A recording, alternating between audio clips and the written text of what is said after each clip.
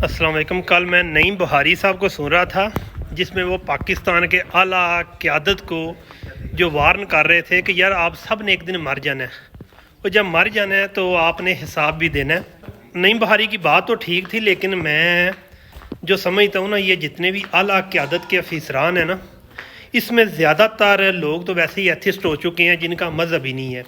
क्योंकि जिस बंदा हर वक्त शराब में रहता है, हर वक्त जो है अय्याशी में रहता है, और उनका मकसद ही है पैसा कमाना और दुनिया की ज़िंदगी को इंजॉय करना, उन लोगों के अंदर कोई नहीं है खुदा खौफ खुदा रहता। और जिन लोगों के अंदर खौफ खुदा होता है ना, वो ऐसे करते भी नहीं हैं। अब नईम बुखारी साहब ने तो इनको आखिरत तक याद दिला दी है, लेकिन मेरे मुताबिक इन लोगों की आखिरत की याद दिलाने के बजाय इन लोगों को जब तक अवाम सबक नहीं सिखाएगी, जब तक अवाम इनके ऊपर रिएक्ट नहीं करेगी, तब तक ये लोग सीधे होने वाले नहीं हैं।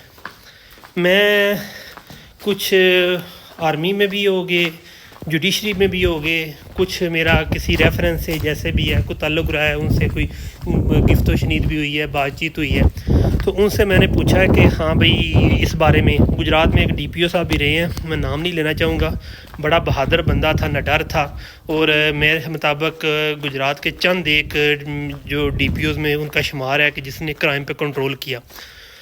तो उसकी अगर मैं बात करूँ तो एक दिन उसकी बातों से मालूम हुआ था कि जनाब उसका भी शायद कोई वो बिलीविंग नहीं रखता। बहरहाल वो बंदा काम करने वाला था, खौफ खुदा रखने वाला था।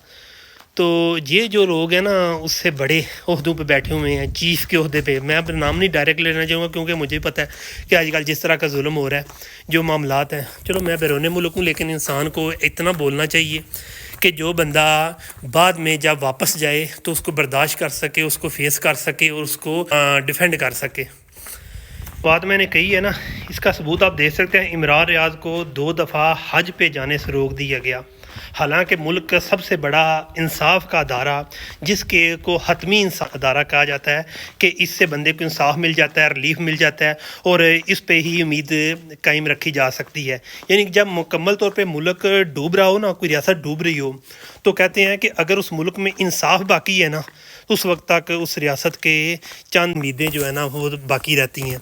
लेकिन बाकियात का जो खात्मा होने जा रहा है, जो कि आप देख रहे हैं कि इमरान रियाज के साथ हो क्या हुआ है। चलो इमरान रियाज की बात छोड़ें, आप देख लें कि जो शख्सियात औरतों पे जुल्म करके, औरतों को जनाब बंदी बना के कैद करके, और उसके बाद उनके घर वालों पे जुल्म करके जो अपने आप को बावर करवाना चाहती हैं कि हम पावर वाले हैं, वो पावर वाले नहीं होते हैं।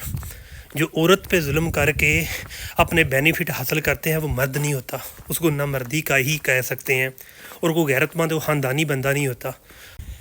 हमारा मुल्क तब तक तरक्की नहीं करेगा जब तक हमारी मुल्क की आवाम जो है इस पे कोई लाहे अमल नहीं करती, इसका रिस्पांस नहीं देती। इन लोगों को खौफ खुदा नहीं है। इन लोगों को जब तक टोटल उसी तरह का जुल्म ना किया जाए, उसी तरह का उनसे रिएक्ट ना किया जाए, तब तक ये लोग आवाम का कभी नहीं सोच सकते।